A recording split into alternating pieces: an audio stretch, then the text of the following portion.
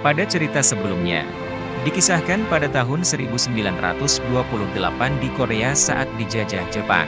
Tatsuo Hasegawa pindah untuk tinggal dengan kakeknya yang merupakan veteran tentara Jepang. Tatsuo berjumpa dengan Kim Jong-sik, anak seorang pelayan keluarganya. Keduanya saling bersaing dalam lomba lari. Meski Jong-sik memiliki potensi besar, ketidakadilan selalu menghalanginya. Termasuk saat lomba olimpiade di mana ia dianggap curang dan didiskualifikasi. Setelah insiden tersebut, Jong-sik dikerahkan ke medan perang untuk melawan Uni Soviet. Di tengah pertempuran, ia bertemu dengan Shirei, seorang sniper perempuan dari Cina yang menaruh dendam pada Jepang.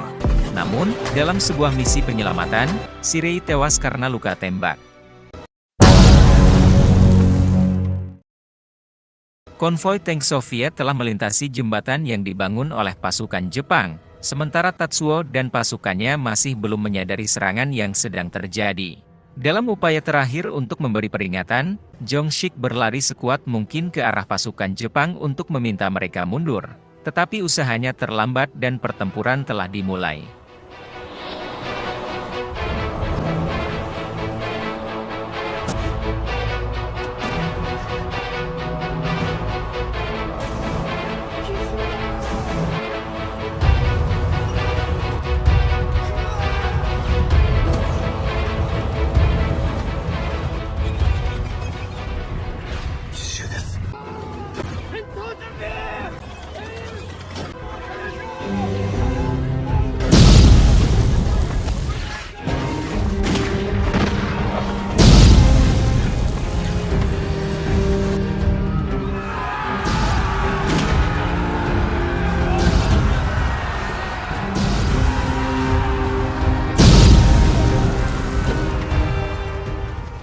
Adegan selanjutnya terlihat Kim Jong-sik kehilangan kesadarannya. Dengan nyaris putus asa, Tatsuo melawan tank-tank dan menahan serangan musuh. 50 prajurit penghalang telah siap dengan bom yang mereka pegang.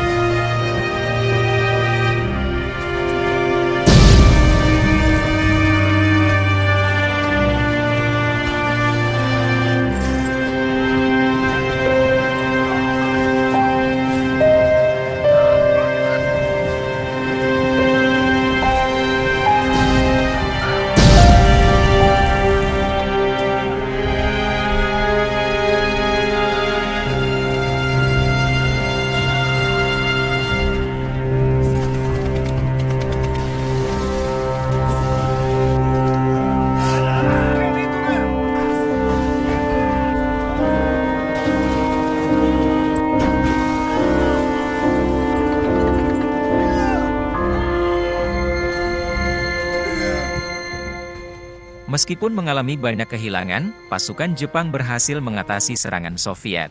Namun, perang ternyata belum usai. Gelombang serangan kedua dari tank-tank Soviet sudah dalam perjalanan. Dan hal ini mengecilkan semangat para prajurit Jepang.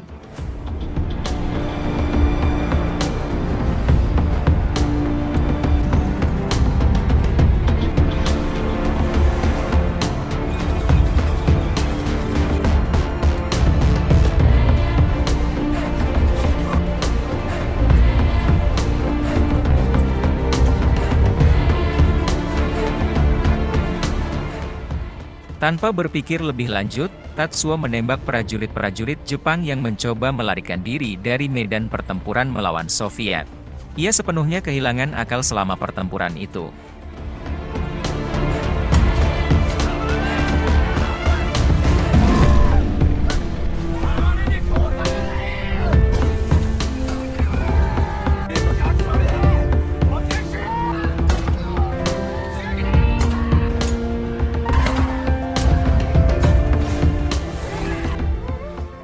Dalam kekacauan tersebut, Kim Jong-sik berhasil memukul Tatsuo dan memaksa dia untuk memerintahkan pasukannya untuk mundur.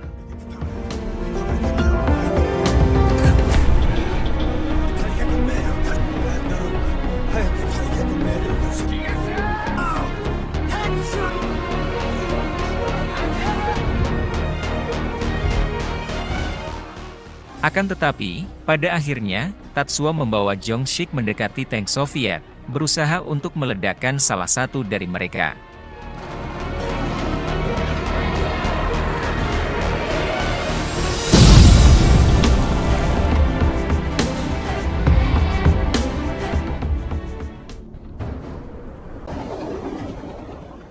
Setelah pertempuran itu berakhir, prajurit-prajurit Jepang yang selamat, termasuk Jong-sik dan Tatsuo, ditawan oleh pasukan Soviet.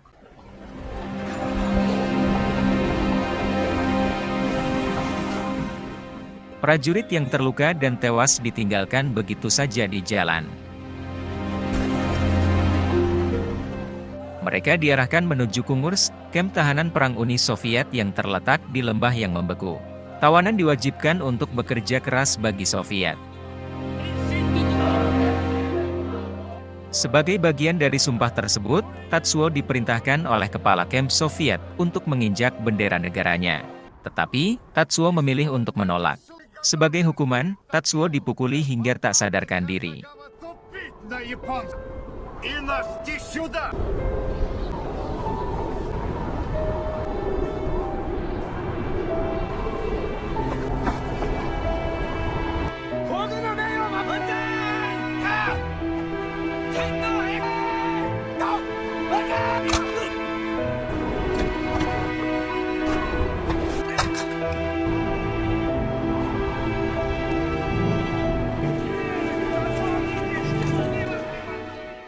Tawanan diberikan seragam dan diperintahkan menuju ke tempat kerja.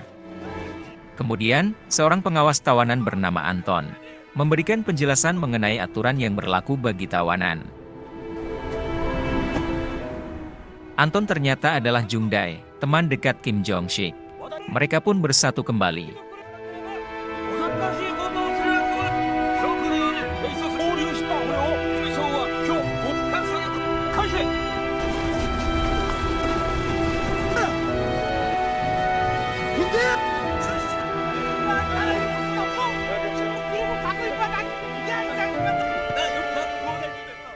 Pada malam harinya, Tatsuo dibawa kembali ke barak tawanan dalam keadaan tidak sadar. Seorang temannya membantu Tatsuo dan meminta izin dari Jung Dae untuk memberikan perawatan. Para prajurit Jepang lainnya pun melepaskan jaket mereka untuk memberikan kehangatan kepada Tatsuo.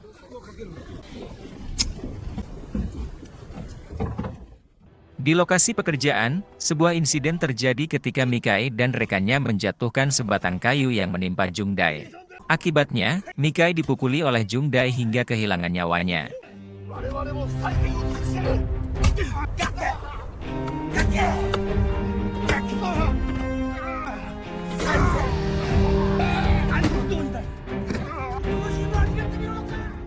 Insiden ini memicu kemarahan Tatsuo yang kemudian membalas Jung Dae.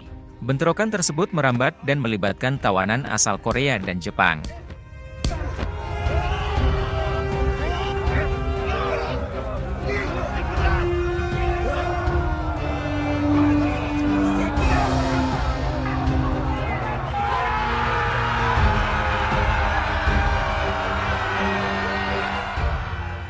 Para tawanan yang terlibat kemudian dijatuhi hukuman eksekusi oleh pihak Soviet, termasuk Tatsuo. Kim Jong-sik pun dinyatakan akan dieksekusi. Sebelum eksekusi dilakukan, seorang prajurit Soviet lainnya mendadak muncul membawa berita mengenai perang melawan Jerman.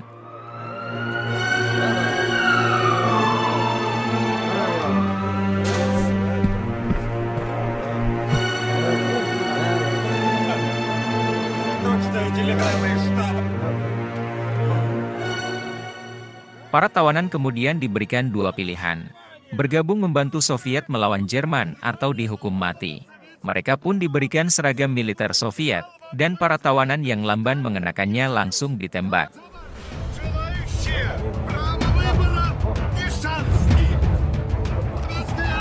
Одевайте форму. Dengan terpaksa Tatsuo memutuskan untuk mengenakan seragam Soviet.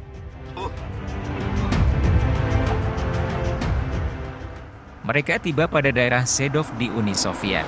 Para prajurit yang dipaksa ikut bertempur itu pun dilengkapi senjata lalu kemudian diarahkan menuju garis depan.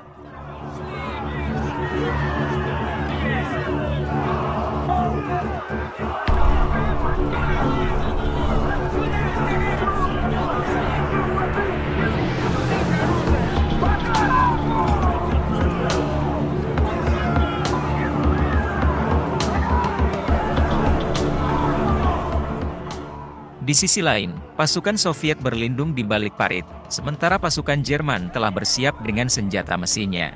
Jerman mengerahkan tank yang segera menyerang posisi pertahanan Soviet.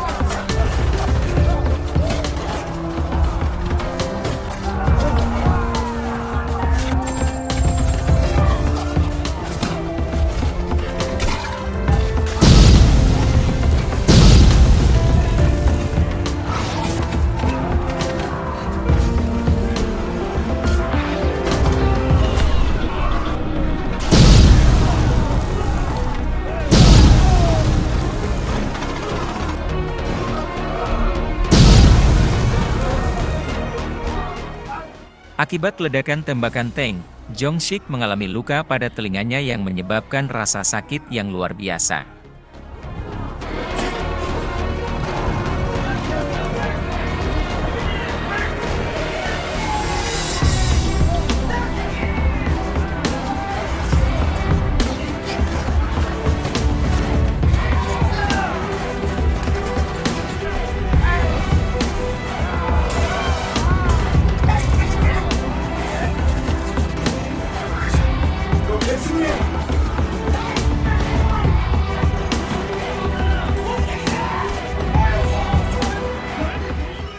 Tak berapa lama, Jung Dae ditembak oleh pasukan Jerman.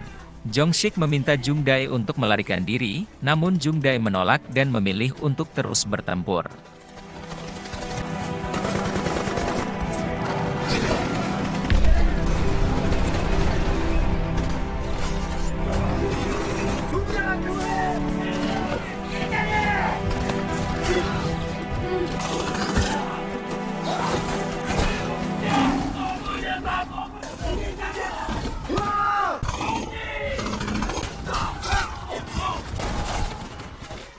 Sementara itu, sebagian besar prajurit tawanan mulai melarikan diri dan ditembak oleh senapan mesin Soviet. Dalam kondisi kritis, Jung Dae mengibarkan bendera Soviet, namun tindakannya tersebut menjadikannya sasaran tembakan pasukan Jerman. Jong-sik segera mendekatinya.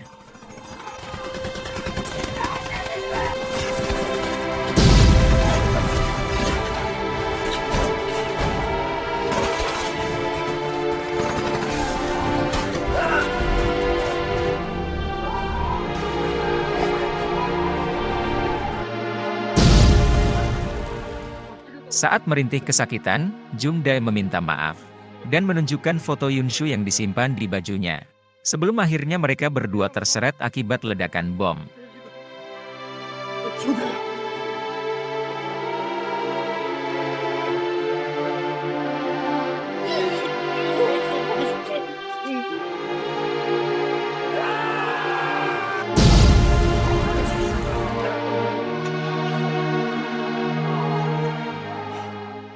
Dalam keadaan sekarat, Jung Dae meminta Jong Sik untuk tetap berada di posisinya. Sebelum akhirnya ia menghembuskan nafas terakhir.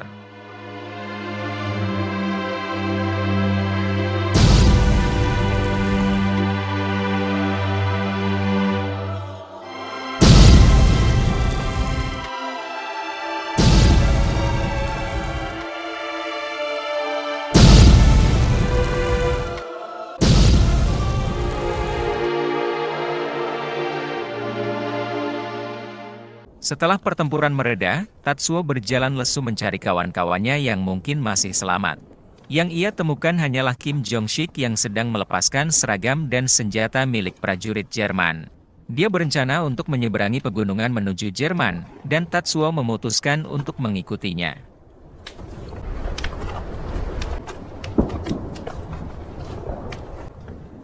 Yamaを越えるにはどこへ行くつもりだ。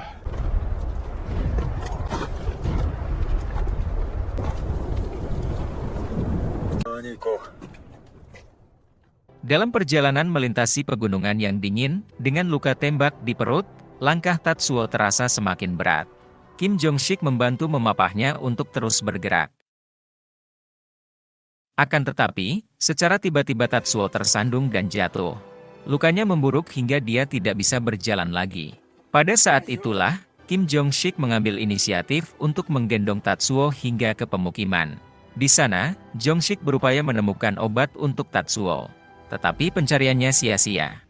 Ia memeriksa rumah-rumah kosong di pemukiman itu. Tapi tak ada obat yang ia temukan.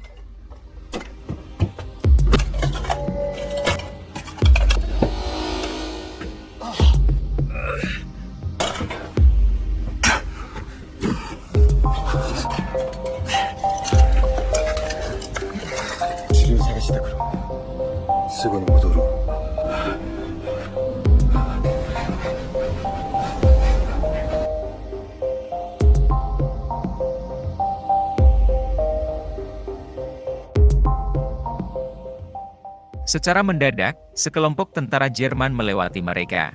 Jong Sik mengidentifikasi diri sebagai tentara Jepang, sekutu dari Jerman, tapi ini berujung pada ia dipukuli hingga telinganya berdarah.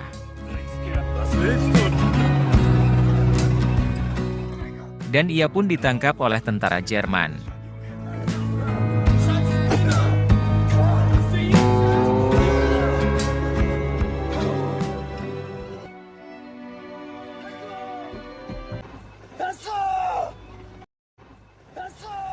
Nachrichtendienst hat anscheinend herausgefunden, dass die Alliierten am Pas-de-Calais versetzt werden. Mann, wir sind alle tot, wenn Deutschland... Pada Mei 1944, 3 tahun setelah kejadian itu, Tatsuo selamat dan menjadi bagian dari tentara paksaan Jerman. Pasukan tersebut ditugaskan untuk melarikan diri ke pelabuhan Cherbourg. Mereka stasioner di pantai Normandia, Prancis, bertugas membangun garis pertahanan Atlantik. Tugas utama mereka adalah mengatur kamp pertahanan di perbukitan Normandia. Di tengah kesibukannya, Tatsuo tidak pernah berhenti mencari Kim Jong Sik. Tapi ia tak kunjung menemukannya.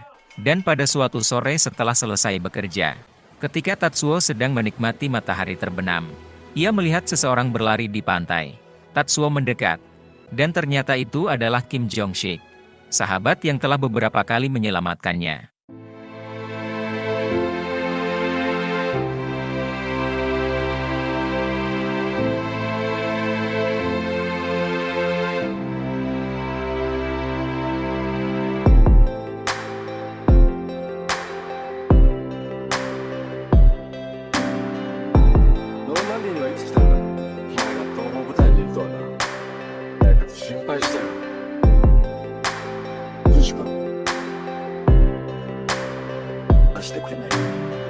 Meski Tatsuo berusaha berkomunikasi, menanyakan perjalanan hidup Kim Jong Sik selama ini, namun Kim Jong Sik tetap diam. Ternyata, pendengaran Kim Jong Sik telah rusak total akibat ledakan selama pertempuran melawan Jerman. Sejak itu, mereka menjadi teman yang tak terpisahkan. Suatu sore, Jong Sik mengungkapkan rasa rindunya pada kampung halamannya, yang membuat Tatsuo merenung dalam-dalam.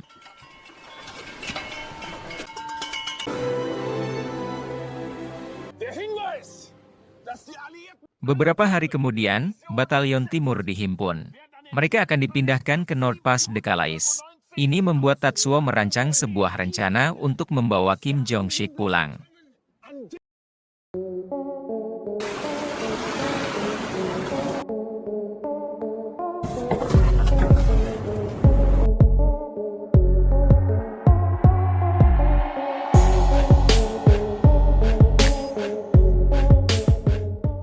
Lalu, tepat sebelum fajar menyingsing, Tatsuo dan Kim Jong-sik bergerak diam-diam meninggalkan barak.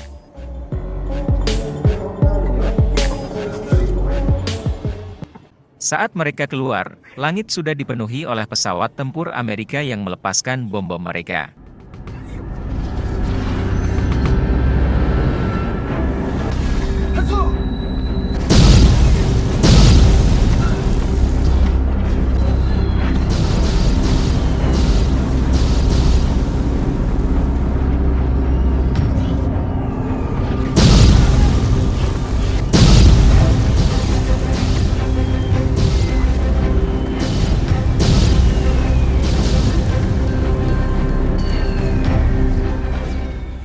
Dalam kekacauan yang terjadi, Tatsuo dan Kim Jong-sik berusaha saling mencari. Bom terus jatuh, dan para prajurit diperintahkan untuk tetap bertahan.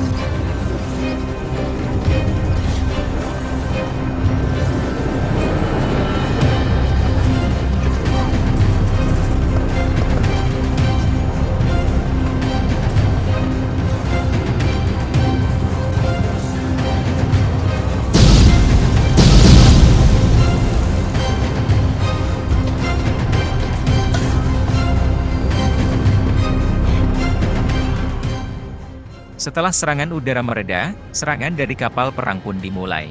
Tatsuo berhasil menemukan Jong-sik, tapi mereka tak punya peluang untuk melarikan diri. Dengan pilihan lain yang tidak ada, mereka berdua memilih untuk mempertahankan posisi di bunker.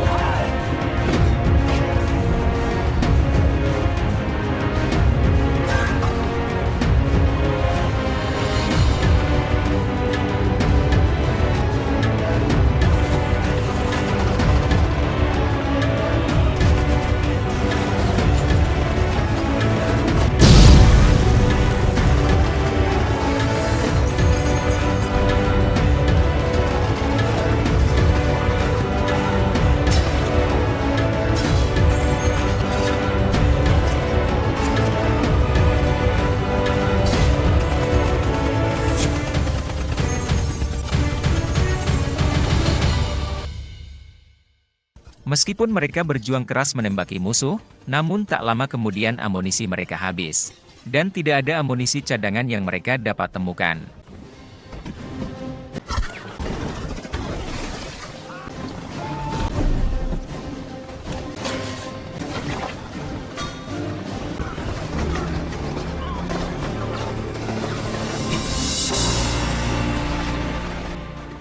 Pada akhirnya, mereka meretas pintu menggunakan popor senjata mereka. Sementara pasukan musuh mulai mendekat dengan memanjat.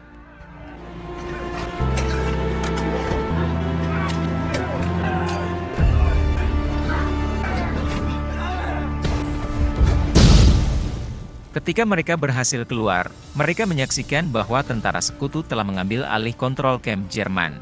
Tanpa ragu, Tatsuo mengambil inisiatif dan mengajak Kim Jong-sik untuk segera melarikan diri.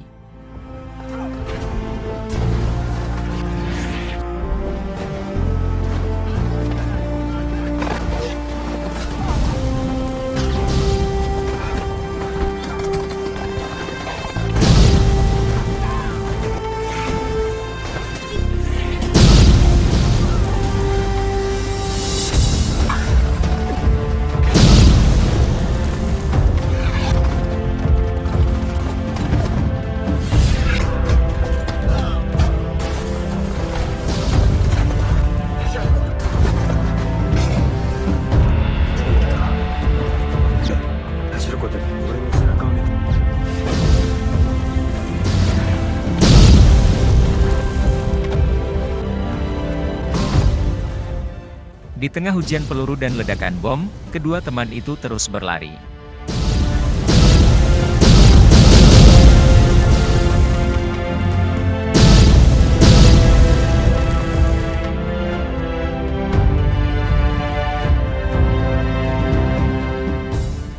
Walaupun kaki Kim Jong-sik mengalami luka, namun Tatsuo tetap membantu Kim Jong-sik agar dapat terus berlari.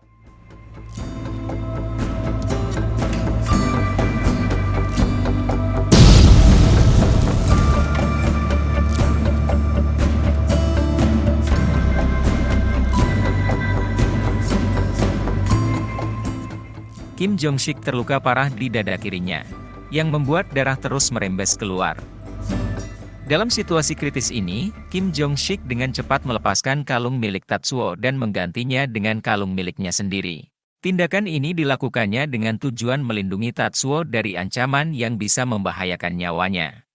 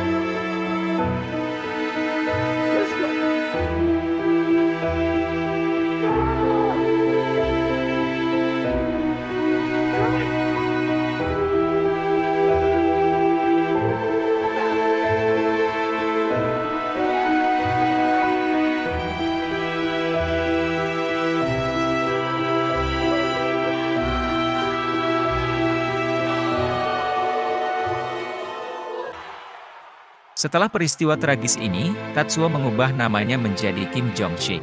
Dan sebagai penghormatan kepada sahabatnya, ia berpartisipasi dalam Olimpiade di London pada tahun 1948 dengan menggunakan nama tersebut. Dan kisah ini pun berakhir. Kisah ini menggambarkan betapa penting dan kuatnya ikatan persahabatan. Tatsuo dan Kim Jong-sik saling mendukung di tengah situasi yang paling sulit sekalipun. Yang menunjukkan bahwa persahabatan yang tulus mampu melewati segala rintangan. Terima kasih atas perhatian Anda dalam menyaksikan alur cerita ini. Tetap semangat, dan wassalam.